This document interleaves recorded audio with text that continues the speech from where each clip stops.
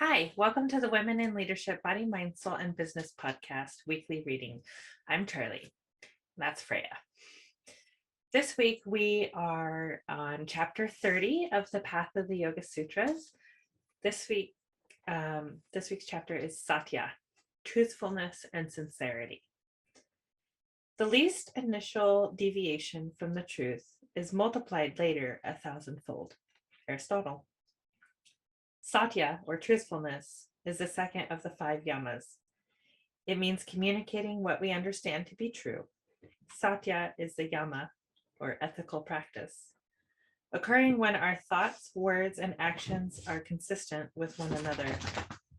Just as 3 beams of light shining in the same direction illuminate much better than if they were scattered, so does the combined energy of mind, speech, and action. Just as 3 beams of light shining in the same direction illuminate much better than if they were scattered, so does the combined energy of mind, speech, and action virtually guarantee that the results we expect will happen.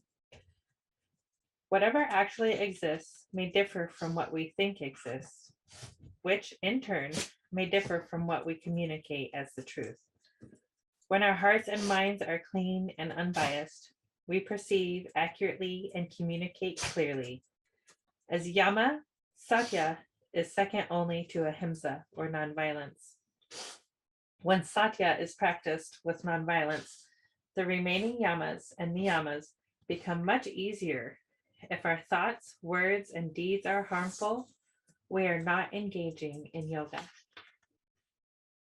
Even though we are practicing satya, this is why nonviolence is first among the yamas. Mahatma Gandhi called his nonviolent movement Satyagraha, meaning holding to truthfulness. Satya and ahimsa are meant to go hand in hand. Satya with ahimsa means clear, honest, appropriate, and helpful communication that considers the short and long-term consequences. Sensitivity toward others and an unselfish intention for the greater good will likely produce the most positive results. For example, you ask a friend to pick up some bread at the store. If you say, "Pick up some bread," then he will have to guess what kind you want. If you are very specific and say, "I want 7-grain bread made by Sage Bakery," then your communication is clear enough to produce the desired result. The loaf of bread he buys will be what you expect. Satya also involves a high degree of responsibility and follow-through.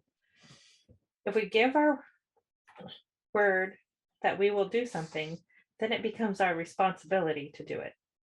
When we follow through on commitments, both we and others grow more and more confident that we will do what we say. On the other hand, if we think one thing and say another, or say one thing and do another, people will question our reliability and trustworthiness.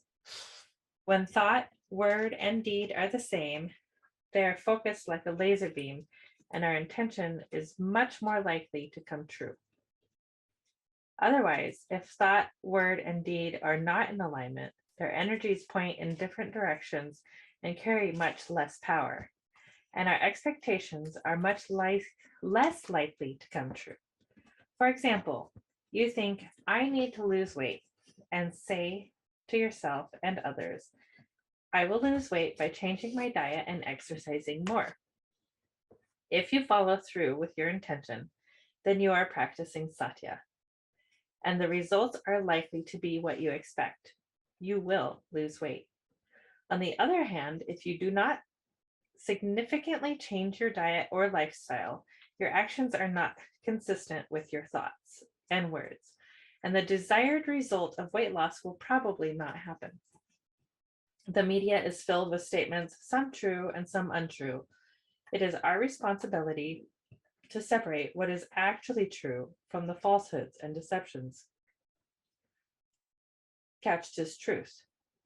Closer to home, it is just as crucial to elevate the opinions of family members, friends, and coworkers with whom we interact every day. Be wary of gossip and criticism, and seek out the other side of the story. before jumping to any conclusions and reacting impulsively. Correct evaluation is crucial to cultivating truth, and misperception is to be noticed and learned from. As our field of consciousness clears away the debris of preconceived notions, rigid opinions, and strong patterns of detrimental behavior, we can perceive the outside world as it is and remember events and experiences correctly. Eventually, when what we think matches what is factual, and we communicate the factual thoughts accurately, then Satya is complete. Speech and mind agree and conform to reality.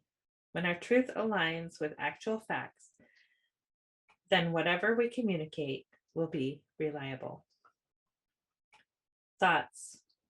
A clear and compassionate heart mind perceives reality as it actually is.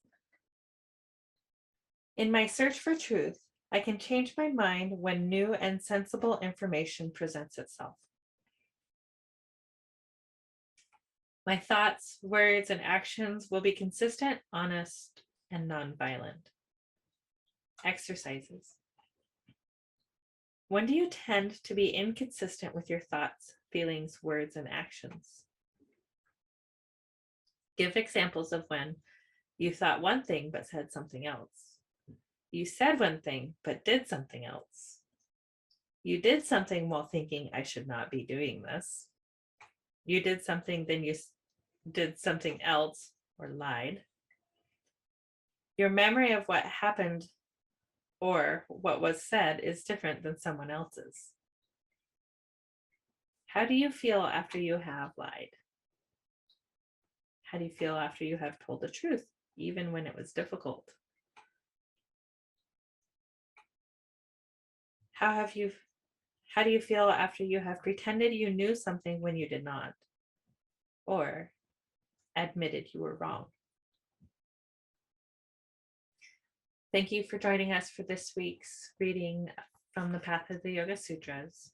You can find this book and our other readings on our website at www.womeninleadershipbsmb.com. Make sure you check out the Mindset Mondays where we talk about it. Okay. Have a wonderful day, and we'll see you next time. Namaste.